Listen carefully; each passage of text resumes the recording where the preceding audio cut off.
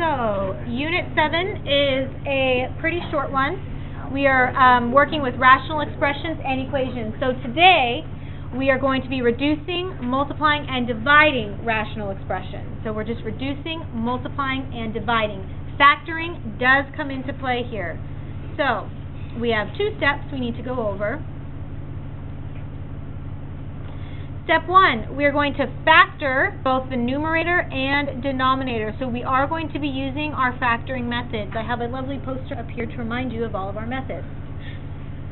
And then step 2, we're going to simplify or reduce whatever we can. Okay, example 1. X squared minus 2x minus 3 all over x squared minus x minus 6. Okay, so what our first step is, we're going to take the numerator and denominator and we want to factor those. So, looking at the numerator, what method will I use to factor that? The diamond method. So I need two numbers that multiply to negative 3 and add up to negative 2. Negative 3 and 1. So the numerator factors to x minus 3 times x plus 1.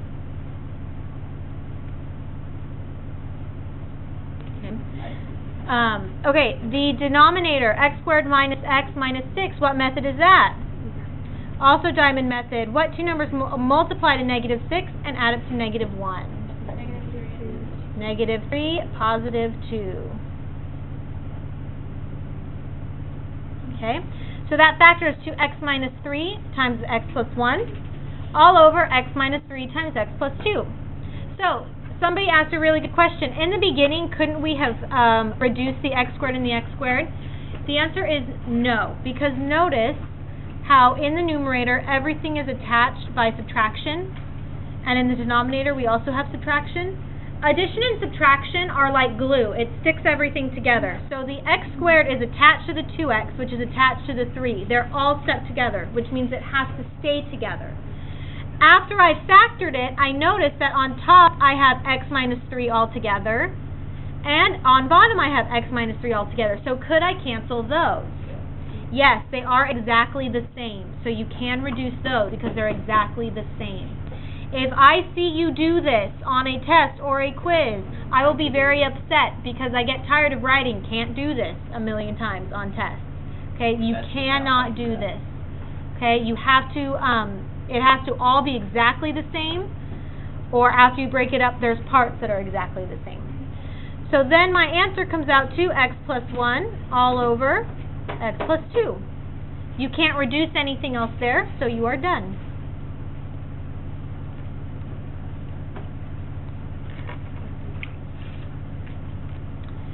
Example 2, 2x squared plus 10x all over 3x squared plus 16x plus 5. Okay, numerator, we want to factor that. This is not a diamond method, but it does have a what? A GCF. What's the GCF in here? 2x. Good. So factor out a 2x. That's going to leave me with x plus 5 all over. Now in the denominator, I have 1, 2, 3 terms, so first thing I have to look for is a what? A GCF. Do you see a GCF? No. So what method will I use? Bottoms up or over under. So multiply 3 times 5, so that's going to give me x squared plus 16x plus 15.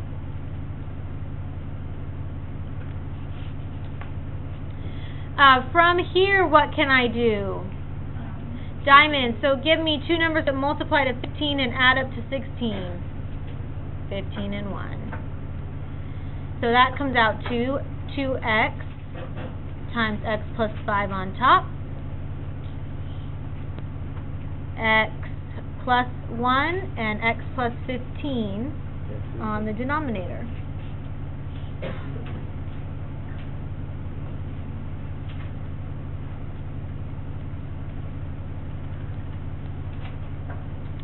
Okay, now very common mistake. A lot of students stop here, but I'm doing bottoms up, so I'm not finished yet. What's my next step? Divide by what? By 3. 1 and 3 do not reduce, but 15 and 3 do. 3 goes into 15 5 times. So then we bring the bottoms up. So in the numerator, that gives me 2x times x plus 5 all over 3x plus 1 times x plus 5. We want to reduce where we can. Do you guys see anything that reduces? X plus 5. So that gives me 2x over 3x plus 1.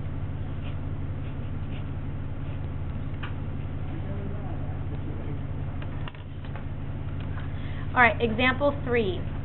X minus 4 on top over x to the third minus 64. I want you guys to look at this. We cannot factor the numerator, correct? Okay, can I factor the denominator?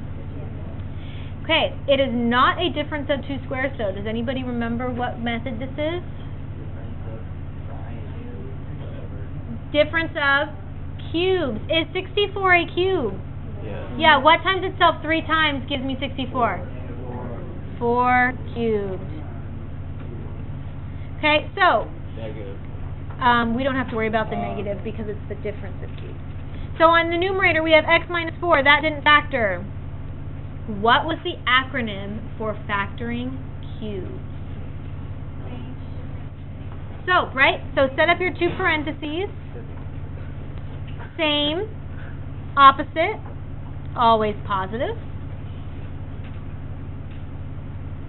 And then let's see how well you guys remember. What goes in the first blank? X. What goes in the second blank? 4. First blank, or third blank? X squared. The middle we do what? 4x. And the last one is? 4 squared. So that's going to give me x minus 4 all over. We have to simplify first. X minus 4 times x squared plus 4x plus 4 squared, which is 16. Do you see anything that cancels here? X minus 4 and x minus 4. Okay, very common mistake, and I want to make sure that you guys do not miss this.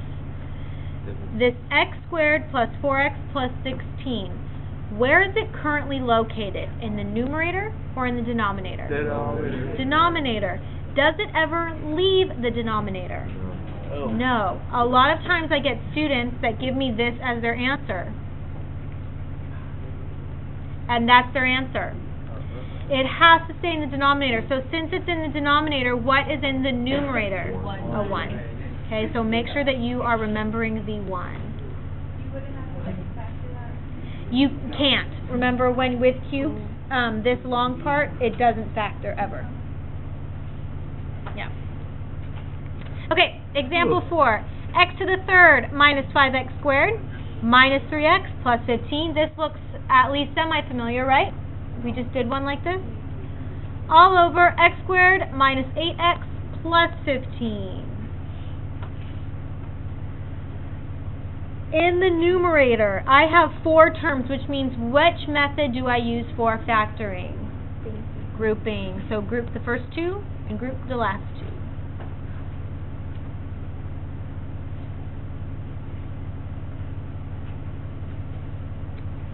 From the first group, I need to pull out a GCF. What is the GCF here? In the first group, x squared. So that leaves me with x minus 5. What would the GCF be in the second grouping? Negative 3. So that leaves me with x minus 5. We always want to pull out the negative because then it's going to change the sign.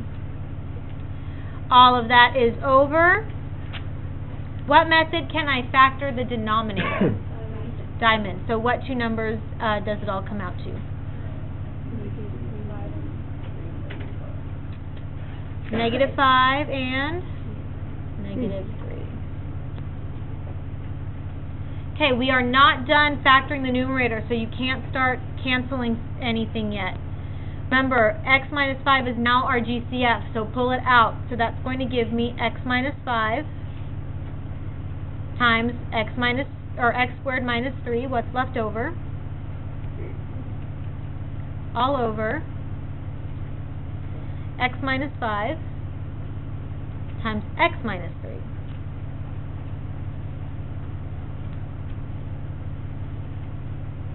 Okay, x minus 5 cancel. Do these two things cancel? No, they don't cancel. So we have x squared minus 3 all over x minus 3. And then Marlene said we can still factor the numerator. What method would I use to factor that?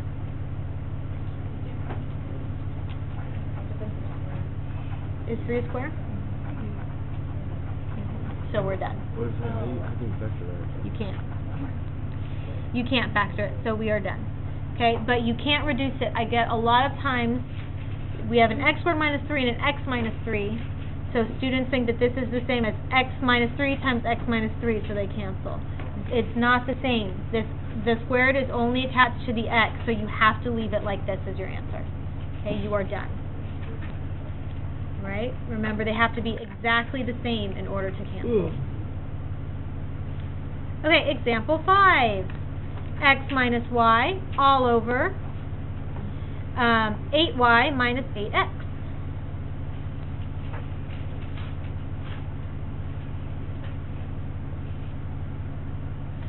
Okay, how does, the numerator does not factor, how does the denominator factor? A GCF, so this is 8 times y minus x.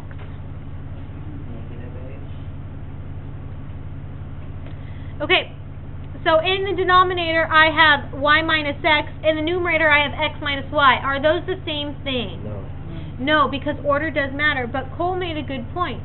What if I factored out a negative? So if I factored out a negative from here as well, that would give me negative 8, right? And then what would happen? If I factored out a negative, positive y becomes what? Negative y. And negative x becomes positive x. Are these two the same thing? Yeah, we can reorder them to get negative 8 times x minus y. Now they cancel. So you can go ahead and cancel them. The numerator, I am left with a 1. In the denominator, I'm left with a negative 8. So our answer is negative 1 over 8. These two things have a name. They are called opposite factors. So I want you to write that in the margin.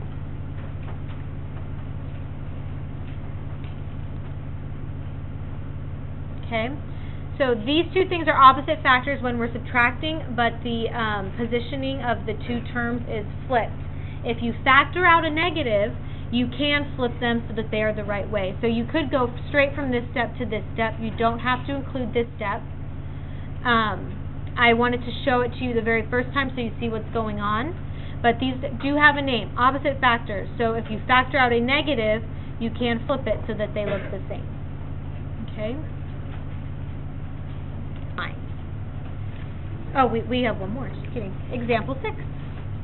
2 plus x squared times x squared plus 6x plus 8.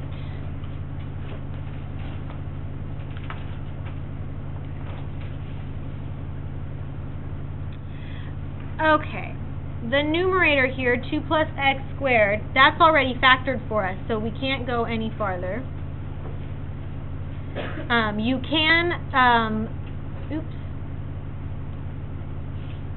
can expand it, though, if you would like, to make it easier for you to see.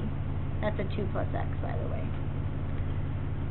They're both 2 plus x? Well, it's 2 plus x squared, so I just expanded it out to 2 plus x times 2 plus x.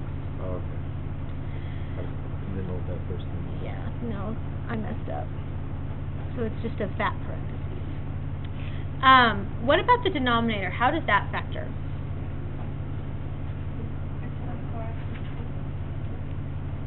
A diamond method? Yeah, I was gonna say that. Okay, so what two things multiply to 8 and add up to 6? What? 2 and 4, good. So that gives me x plus 2 times x plus 4. Does anything cancel here? What? Yeah, what is it?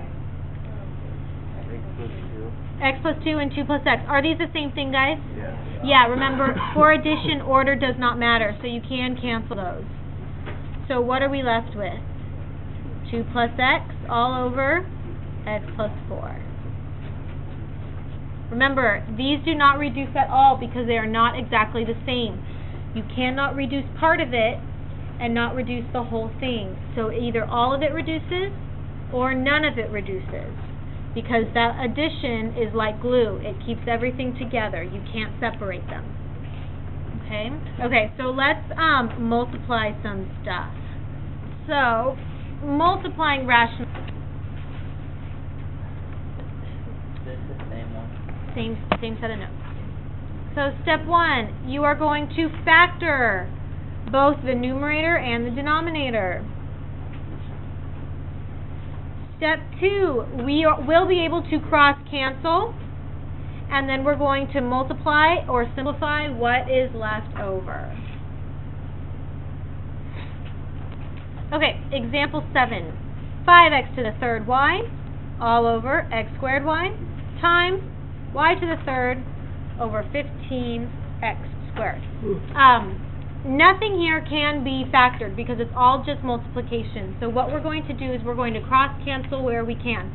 So looking at these two things, 5x to the third y and 15x squared, what do you guys see that cancels or reduces? 5 and 15. 5 goes into 15 3 times. What else do you see?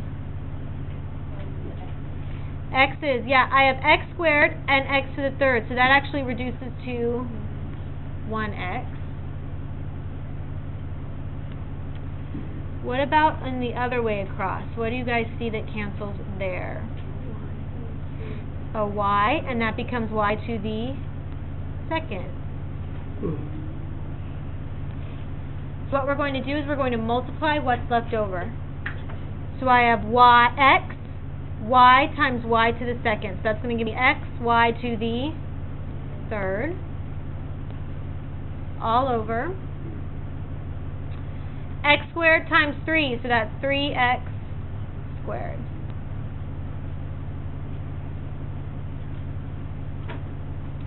Can I reduce any more? No. Well, you can reduce the x's. Yeah, I can reduce the x's again. This x cancels, and the x in the denominator just becomes an x by itself. Oh, I thought since there's a square you couldn't do that. Yes, you can. All over 3x. So that's your answer. So, you need to make sure in something like this, when you are simplifying, you are only simplified all the way if you have only one set of y's in either the numerator or the denominator, and one set of x's in either the numerator or the denominator. Up here we had x in the numerator and x in the denominator, so something cancels elsewhere. But you should only have y's show up once and x's show up once. Okay? So make sure that you are reducing all of the way. Alright, example 8. 3x minus 12 all over 5, all over x plus 5, times x plus 6 all over 2x minus 8. Okay, our first step said we had to factor everything first, so we actually can do some factoring this time. 3x minus 12, what method would I use to factor that? GCF, so pull out the GCF of 3, that gives me x minus 4. All over, x plus 5 does not factor, so we leave it as it is. Something helpful that I like to do is I actually like to put that in parentheses as well to help remind me that it stays together. Times. X plus 6 does not factor, so we leave it as it is. But 2x minus 8 does factor. It's a GCF of 2. So that leaves me with x minus 4.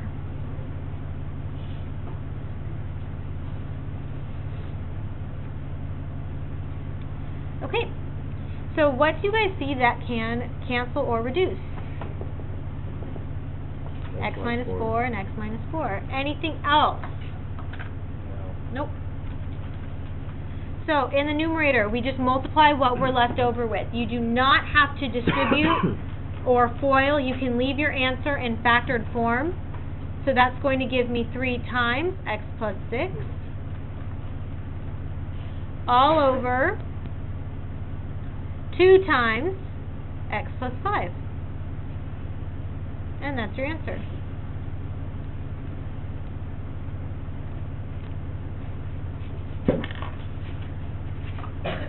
Wait, you distribute and then... Okay, example 9. X squared plus 5x minus 36 all over x squared minus 49 times x squared minus 11x plus 28. Okay guys, I want to multiply these, but they are not both fractions. Can I make this guy a fraction? Yeah, put it all over what? 1. So put the whole thing over 1. And then we need to factor everything. So what I want you guys to do right now, you can work with the people next to you, factor all of this stuff right now. Alright guys. How does this guy right here, x squared plus 5x minus 36, how does that factor? Cancel the x squared. X plus 9 and x minus 4. Okay, how about this guy right here, x squared minus 49? X plus 7, x minus 7 times. How does this guy, x squared minus 11x plus 28 factor? X minus 7? Minus 7 and x plus... It's minus 4? Oh, both of them are negative. All over 1. Okay, what cancels here? X minus 7. Anything else? Does x minus 4 and x minus 4 cancel? No. No. They are both in the numerator, so they can't cancel. So, we are done. So our answer would come out to x plus 9. Since we have x minus 4 times x minus 4, I'm going to write it as x minus 4 squared all over x plus 7.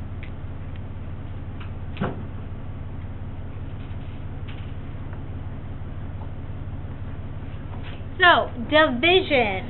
Division is the same steps except we have to add one at the very beginning. And that is KCF or KFC. How many of you guys have heard of that?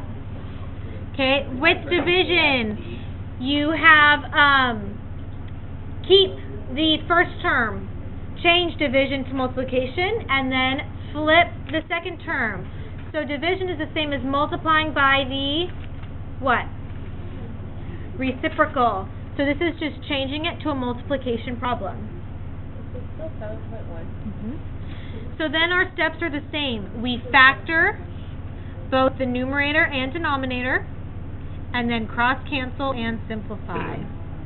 So the division problem is exactly like a multiplication problem. The only difference is that we have to first change it to multiplication. Then all of our steps are the same. So I want to make sure that you guys change it to multiplication before you start factoring. Because if you don't, you might start canceling stuff before you actually change it to a multiplication problem. So we're going to change it all to multiplication first, then you can start factoring. Example 10. So basically here, first thing we want to do, we have 5x squared y to the third all over x to the 7th divided by 30x y to the 4th over y to the 3rd. Do not start canceling yet. Do not try and factor yet. You first need to change this to multiplication. So this becomes 5x squared, y to the third, all over x to the seventh, times y to the third over 30 xy to the fourth. So you change it all to multiplication first, then you can start factoring and reducing. Alright guys, so looking at our multiplication problem, what reduces here? 5 and 30. 5 goes into 30 6 times. What about x's? I have an x squared and an x. Do those reduce? Yes, Yep. ma'am. That reduces, and x squared becomes just an x. And then y to the third and y to the fourth. The y to the third totally goes away, and y to the fourth becomes a y. So then we multiply straight across. So that is going to be x, y to the third, all over 6, x to the seventh, y. So we do put the numbers in front. Something that I do with my Algebra 1 is after I'm done reducing, I highlight what's left over just so that you don't forget about it. If you want to do that, you are perfectly welcome. It's a good strategy to see what's left over. Okay, have I simplified all of the way though? No. What else reduces here? X and a Y. X, and so that turns into x to the 6, and the y on top returns to y to the second.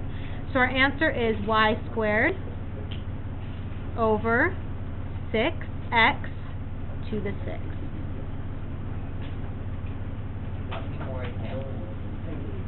Okay. So I'm skipping around just a little bit. So this is not really example 15, it's example 11. When is this statement true? So we need to check to see if this statement ever comes out to be true. 5x plus 5 all over x plus 1 equals 5. So look at the left-hand side, guys. Can I simplify that at all? I can. Look at the numerator. Does that factor? Yeah, factor out of GCF. So that's going to give me 5x plus 1 all over x plus 1. And we want it to come out to 5.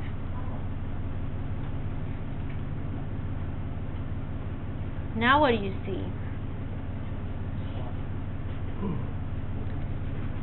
X plus 1 and x plus 1 cancel, right? So then that's going to leave me with 5 equals 5. Is that a true statement? No.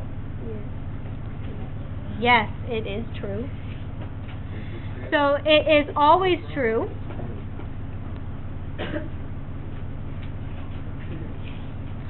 There is one exception though. Can anybody think of what the exception might be?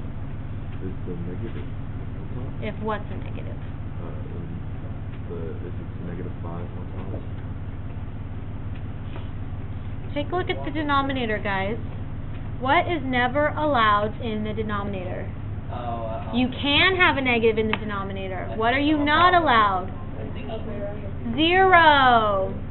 You are not allowed to have 0 in the denominator. So we can plug anything we want and we will get a true statement, except for what number am I never allowed to plug in, even if it does give me a true statement? That doesn't even make sense. This is not worth anything.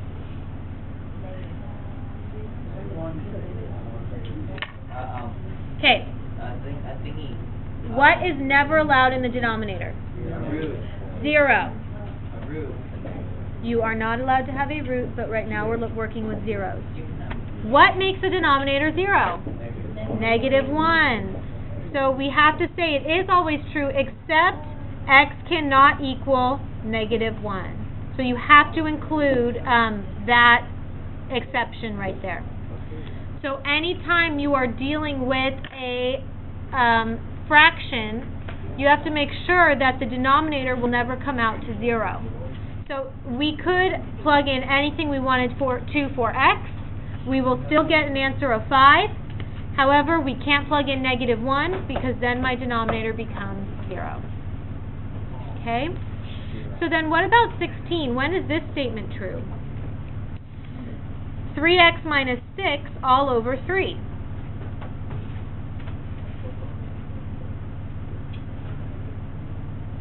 What could I do there? Yep, there's a GCF. So factor out a 3x, 3, and that gives me x minus 2 all over 3 equals x minus 2. 3's cancel, so I get x minus 2 equals x minus 2. Is that a true statement? Yes. So it is also true. Looking at my denominator, am I restricted at all in the denominator? No. So it is true for all values of x.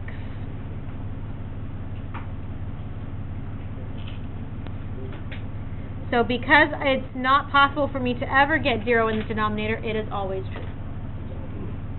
Okay? On the homework for tonight, and I am going to scooch up just a bit, so we are going to backtrack a little bit. So, you will also be asked to find domains here. Remember what we're looking for in a domain. The denominator cannot equal what? 0.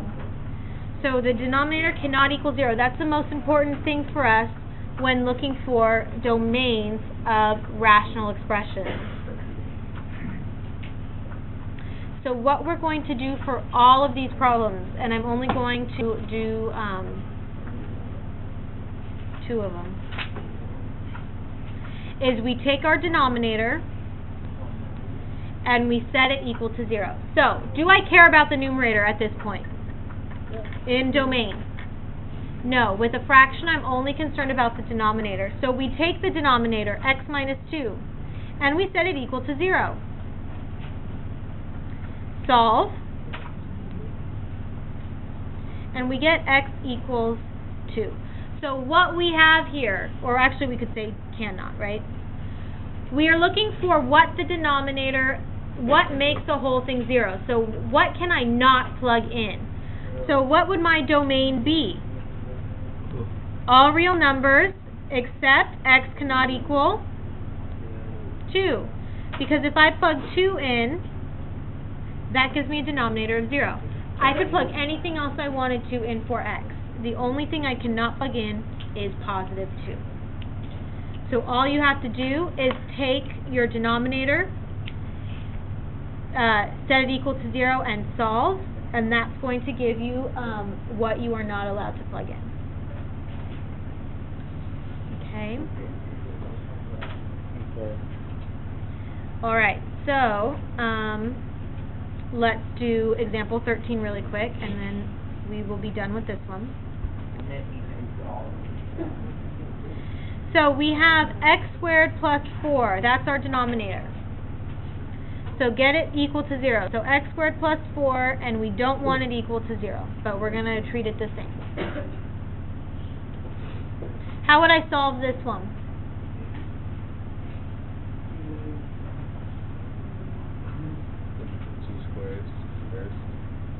Is that a difference? Oh wait, no. It's not a difference of squares. So what would I do? Subtract 4. So we have x squared. We do not want it to equal -4. What would I do next? I would take the square root. What do you guys notice? You can't have a negative and a square root. So is this even possible? No. No. So what would my domain be? All real numbers. We're not restricted. Okay? So this is not possible. Would it just be not a function at all? We're not checking if it's a function. We're checking if there's a domain. It's a function. It tells us it's a function. But we're looking for what would make the denominator 0. Because of that x squared, because it's not possible to get that x squared equal to a negative, there isn't anything that will make that denominator 0. So your domain is all real numbers. This one, number 14, you would factor. Sometimes you do get more than one thing that makes the denominator 0. Okay, so it's not always going to be just one answer. So, but your domain will always be all real numbers except for what makes that denominator 0. Okay?